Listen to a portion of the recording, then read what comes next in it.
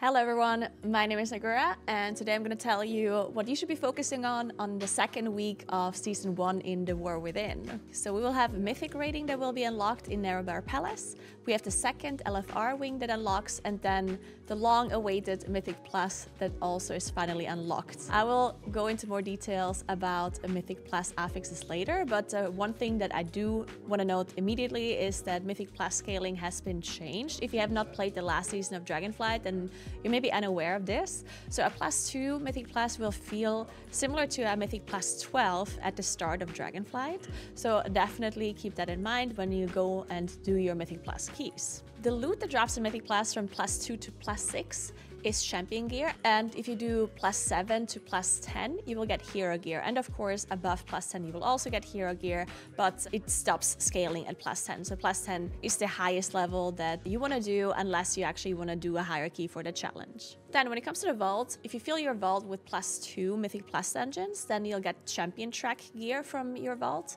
If you do +3 to +9 you will get hero track from the vault, and if you do +10s then you will get myth track gear from the vault.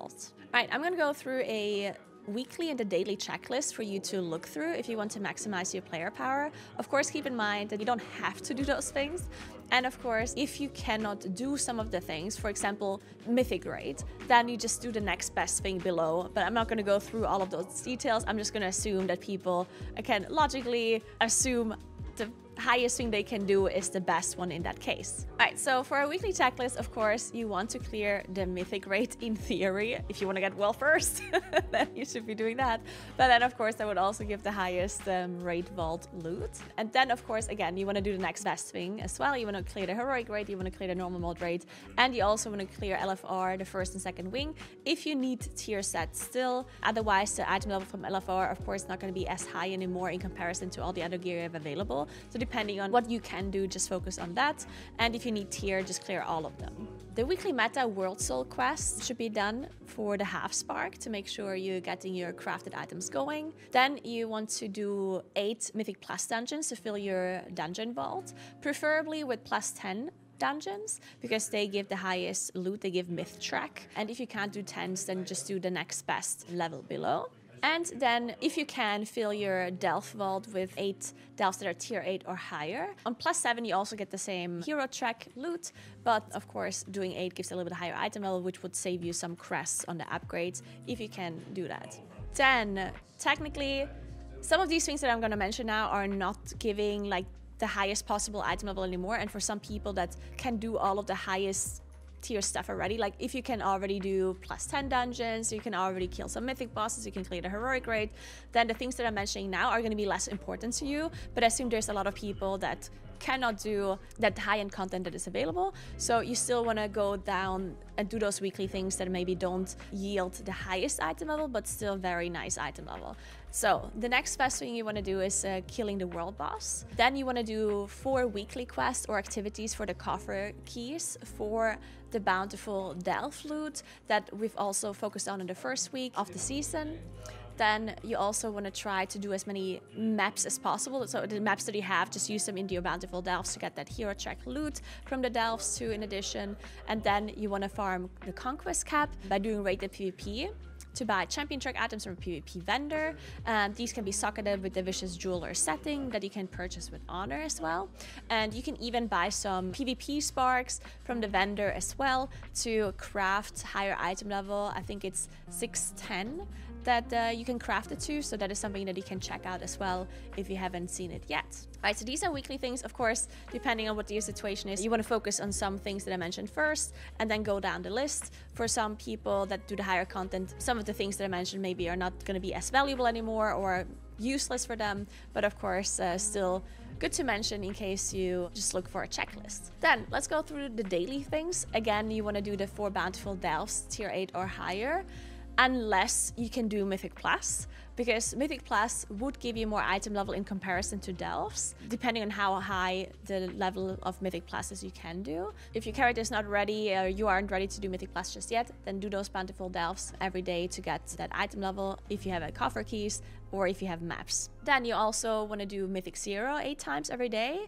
In theory, again, if you can't do Mythic Plus yet, if you would be able to do Mythic Plus, then of course doing Mythic 0 is kind of pointless, so you should definitely focus on Mythic Plus otherwise. All right, now let's talk about M Plus a little bit, because M Plus has changed quite a bit, so I just want to make sure that everyone has a little bit of an idea on what you're gonna see in that first season. So first of all, the Season 1 dungeons are the same dungeons that we played in Mythic 0 on the first week, so all of them should be familiar to you if you haven't been doing Mythic 0s. One thing to note in Mythic Plus is that all the affixes that we've had so far, they're all gone, and they've been replaced by Xelatov's Bargain. There's 4 different affixes. They start from +2 onwards, so as soon as you enter dungeon, even the +2, the lowest M Plus you can do, has one of those affixes, and they rotate weekly. So Xelatov's Bargain Ascension, Xelatov's Bargain Voidbound, then we have Xelatov's Bargain Oblivion, and Xelatov's Bargain Devour. So let me quickly go over these in case you haven't heard of them before. So Xelatov's Bargain Ascension, there's orbs that spawn occasionally around the area,